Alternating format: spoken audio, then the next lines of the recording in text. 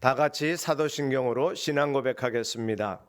전능하사 천지를 만드신 하나님 아버지를 내가 믿사오며 그 외아들 우리 주 예수 그리스도를 믿사오니 이는 성령으로 잉태하사 동정녀 마리아에게 나시고 본디오 빌라도에게 고난을 받으사 십자가에 못 박혀 죽으시고 장사한 지 사흘 만에 죽은 자 가운데서 다시 살아나시며 하늘에 오르사 전능하신 하나님 우편에 앉아 계시다가 저리로서 산자와 죽은 자를 심판하러 오시리라. 성령을 믿사오며 거룩한 공회와 성도가 서로 교통하는 것과 죄를 사하여 주시는 것과 몸이 다시 사는 것과 영원히 사는 것을 믿사옵나이다. 아멘.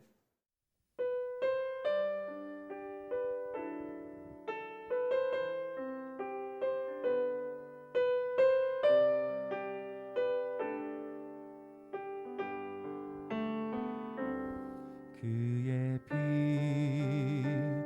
안에 살면 갈 길 인도하시리.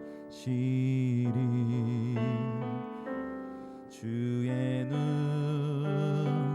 내 일생을 지키시리. 늘 지키시리.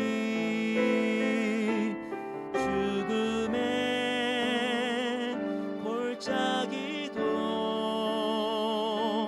주의 손 굳게 잡고 담대하게 나아가면 밝은 아침 보게 되리. 주 앞에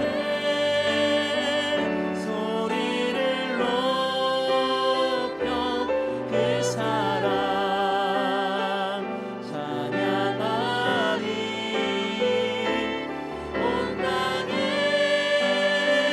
주의 사랑 전파하리라. 외치리라.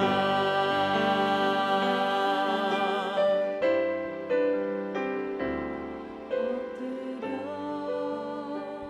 기도하며 주님이 들으시리. 모든 것 협력하여 선하게 이루어지리라. 내 곁에 주 계시니 두려움 전혀 없네. 주님만 사랑하니 산자리가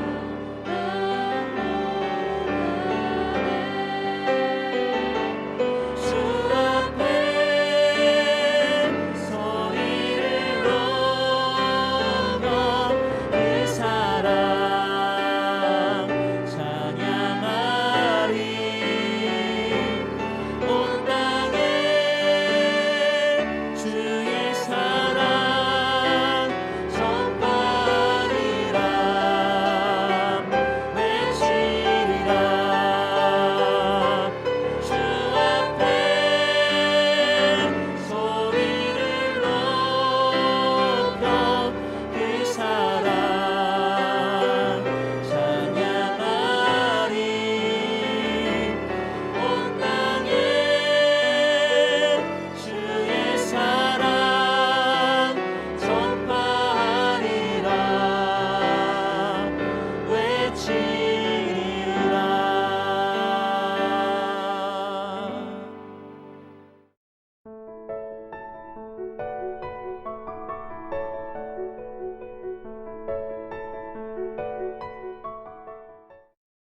성소 건축 비용으로 들인 금은 성소의 세겔로 29달란트와 730세겔이며 계수된 회중이 들인 은은 성소의 세겔로 100달란트와 1775세겔이니 계수된 자가 20세 이상으로 60만 3,550명인즉 성소의 세겔로 각 사람에게 은 한 배가 곧 반 세겔씩이라.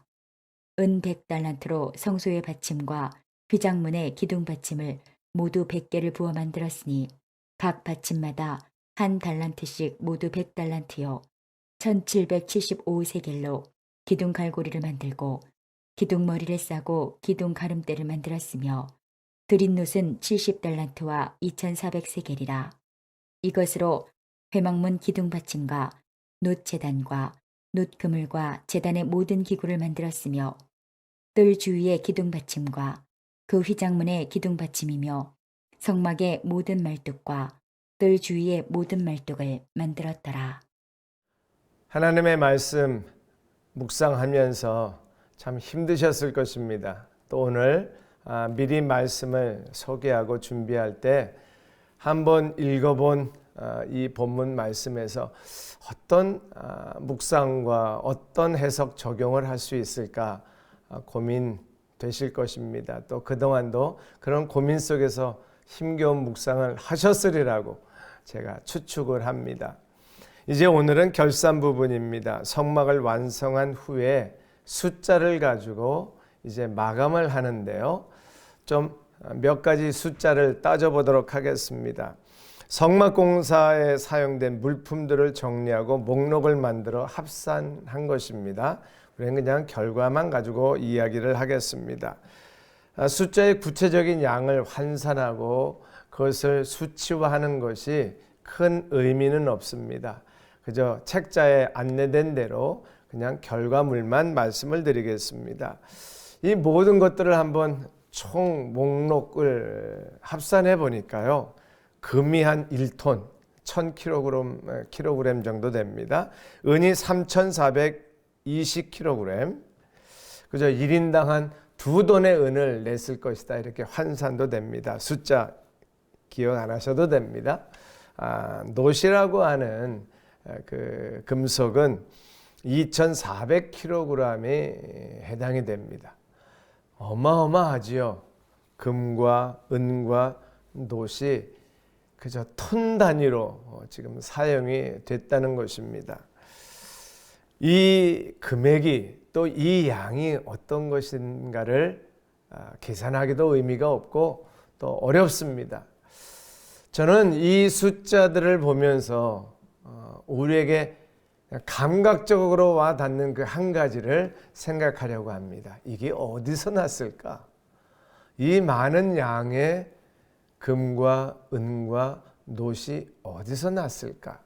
광야 생활인 거 다 아시죠? 그것도 광야 생활 초반입니다. 광야에서 금을 캤을까요? 은을 캤을까요? 아니죠. 그렇다면 분명히 애굽에서 가지고 나왔을 터인데 이거는 근거 없는 저의 추측입니다만 노예 생활을 했던 이스라엘 백성들에게 금이 있었을까요? 은이 있었을까요? 뭐 놋그릇 정도야 좀 있을 수 있었겠지만 저는 노예들이 금을 가지고 있었다. 그 당시의 문화적인 배경 속에서 노예의 신분, 짐승 취급 당하고 죽임을 당해도 말 못하는 그런 신분적인 상황을 보면 이스라엘 백성들이 노예이면서 금을 각 가정마다 개인마다 가지고 있었다 상상이 안 됩니다. 간혹은 있을 수 있겠지만 1톤이나 되는 금이 이스라엘 백성들이 가지고 있었다? 저는 그렇게는 추측이 안 됩니다. 오히려 합리적인 추측을 한다면 이스라엘 백성들이 출애굽을 하면서 애굽 사람들이 두렵기도 하고 놀랍기도 하고 하나님이 감동을 주셔서 그들이 마구 던져낸 금과 은과 놋 귀금속들을 모아보니 이 정도 양이다라고 추산하는 것이 합리적인 판단입니다.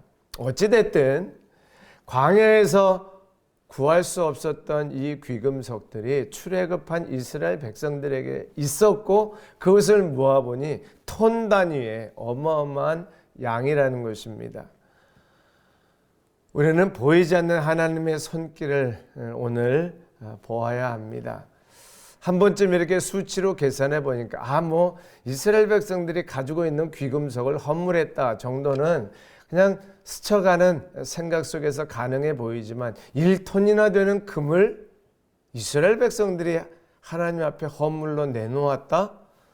금을 귀한 것도 구한 것도 귀하지만 그 많은 양의 금을 하나님의 명령 앞에 순종하고 내놓은 이스라엘 백성들의 모습이 바로 은혜로 설명이 되고 은혜로 헌신하는 이스라엘 백성들을 우리는 오늘 말씀 통해서 배울 수 있기를 바랍니다. 저는 좀 더 근거 없는 추측이지만 이스라엘 백성들에게 이 귀금속을 허락하신 하나님의 보이지 않는 손길을 오늘 우리에게도 한번 적용해 볼 수 있기를 바랍니다. 한번 숫자로 계산해 보시죠. 내가 지금까지 살아온 인생에 얼마의 비용을 썼을까요? 우리 아이들을 교육시켰다면, 만약 대학생을 공부시키고 졸업을 시켰다면 아이 한 명에게 든 비용이 얼마였을까요? 오늘 우리가 한 달 동안 사는 생활비, 1년 동안 지내온 생활비 어디서 났을까요? 물론 직장 생활을 해서 사업을 해서 돈을 벌어서 내가 그렇게 살았다고 말하지만 그 직장이 내 것입니까? 사업이 내 것입니까? 하나님께서 이런 놀라운 양의 물질을, 은혜로운 삶을 우리에게 허락해 주심을 이스라엘 백성들의 헌신의 숫자를 가지고 우리의 삶을 한번 계산하고 하나님 앞에 감사할 수 있기를 바랍니다. 아무것도 할 수 없었던 무능한 이스라엘 백성들에게 귀금속이 생긴 것처럼 아무것도 할 수 없는 저와 여러분들에게 귀금속과는 비교할 수도 없는 놀라운 은혜의 삶을 오늘 우리에게 주셨는데 한번 숫자로 헤아려 보면서 그 숫자 속에 담겨 있는 하나님 은혜의 비밀을 깨닫고 감사할 수 있기를 바랍니다. 아까워하지 아니하고 즐거이 헌신한 이스라엘 백성들, 부끄러운 모습도 많고 하나님을 떠난 이스라엘 백성들, 우상을 만드는 이스라엘 백성이긴 하나 그들이 하나님의 명령 앞에 순종하고 귀금속을 드린 것처럼 하나님 오늘 우리에게 감동 주시고 깨달음 주시면 내가 가진 거 많든 적든 즐거운 마음으로 헌신하고 주신 이도 하나님이시니 하나님이 원하시면 마음껏 사용하십시오. 그렇게 고백하고 헌신하는 우리 모두가 될 수 있기를 바랍니다. 그냥 평범한 생각 하나 나누지요. 내가 가지고 있는 것이 내 것입니까? 저는 그렇게 생각하지 않습니다. 내 것은요, 내가 쓸 때 내 것입니다. 창고에 있는 것은 내 것이 아니고 은행 통장에 들어가 있는 돈은 내 돈이 아닙니다. 그것을 꺼내서 사용할 때 주님이 기뻐하시고 사람들을 위하는 곳에 그것이 쓰임받을 때 그것이 내 것입니다. 그리고 내 것을 드리는 헌신이 거기에 담겨 있는 것입니다. 쌓아놓는 인생이 아니라 드리는 인생, 내놓는 인생, 내 것으로 사용하는 인생 될 수 있기를 주의 이름으로 축복합니다. 기도하겠습니다. 하나님, 여기까지 온 것 숫자로 헤아려 보니 모든 것이 다 주님의 은혜이었습니다. 이제는 내가 받은 건 내 것이 아니라 내가 사용할 때 내 것이 되도록 하나님을 위해, 하나님이 원하시는 하나님의 나라를 위해 그렇게 내 것으로 사용하는 은혜를 알게 하여 주옵소서. 예수님의 이름으로 간절히 기도합니다. 아멘. 주기도문 하겠습니다. 하늘에 계신 우리 아버지여, 이름이 거룩히 여김을 받으시오며 나라의 임하옵시며 뜻이 하늘에서 이룬 것 같이 땅에서도 이루어지이다. 오늘날 우리에게 일용할 양식을 주옵시고 우리가 우리에게 죄 지은 자를 사하여 준 것 같이 우리 죄를 사하여 주옵시고 우리를 시험에 들게 하지 마옵시고 다만 악에서 구하옵소서. 대개 나라와 권세와 영광이 아버지께 영원히 있사옵나이다. 아멘.